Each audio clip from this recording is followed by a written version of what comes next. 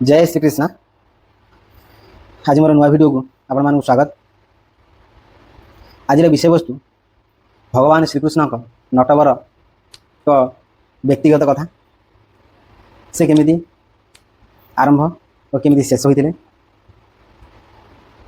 पृथ्वी उपर से विषय किसी वाक्य ये तो ठीक, किंतु भगवान श्रीकृष्ण व्यक्तिगत कथार मुंड पुरैवाई आमर योग्यता है।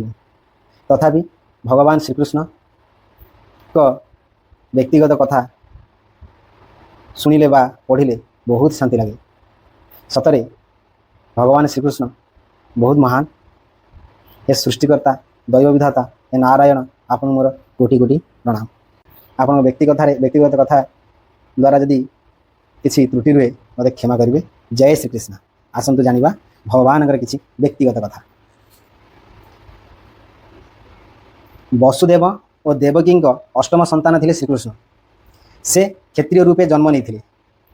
ख्रीष्टपूर्व 3228 भाद्रव मासर कृष्णाष्टमी रे श्रीकृष्ण का जन्म होता। से तो बराह कल्पर सप्तम वैवस्व मनोत्तर 28 द्वापर जुगर शेष श्रीकृष्ण का जन्म होता। शिशु कृष्ण को यशोदानंद कन्या सहित बदला गला। से कन्या अन्य कई नुहे देवी जोगमाया थे। ऋषि गर्ग तांकु कृष्ण नाम देते। कृष्णर अर्थ हूँ आकर्षक। यह कृष्णा नुहे सठिक उच्चारण कृष्ण। कारागृह जन्म नहीं से तुरंत यशोदानंद को प्रेरित होते। कृष्ण और बलराम उज्जयिनी रे सांदीपनी मुनि आश्रमर शिक्षा ग्रहण करते। से चंद्रवंशी थे। से जदुवंशी क्षत्रिय थे। से माने 64 दिन रे वेद वेदांग, 50 दिन धनुर्वेद, 12 दिन रे हस्ती अश्व चालना शिखि जाइथिले। गुरुकुल सुदामा सह परिचय होइथिला और सुदामा तांकर सखा हो जाइथिले। शिशुकाल रे पूतना, तृणावर्त, बकासुर, अघासुर, कालीय, केशी, बनासुर, कालयवन सहित 16टी असुर को बध करथिले। जन्मर परे तांकु गोकुल को परे वृंदावन को प्रेरित करागला। बयस 11 वर्ष 53 दिन से मथुरा को जाई कंस को वध करथिले। 13 वर्ष बयस मथुरा रे रही जरासंध को 17 थर पराजित करथिले। 25 वर्ष द्वारिका को जाई रुक्मणी के सह विवाह करथिले। तांकर 8 जन पत्नी रुक्मणी, सत्यभामा, जाम्बुवती, नागनजिती, कालिंदी, मित्राबिंदा, माद्रा, भद्रा थिले। प्रत्येकंकर 10 जन लेखाएं पुत्र थिले। मोट 80 जन थिले। रुक्मणी का पुत्र प्रद्युम्न स्वर धर्मनिष्ठा थिले।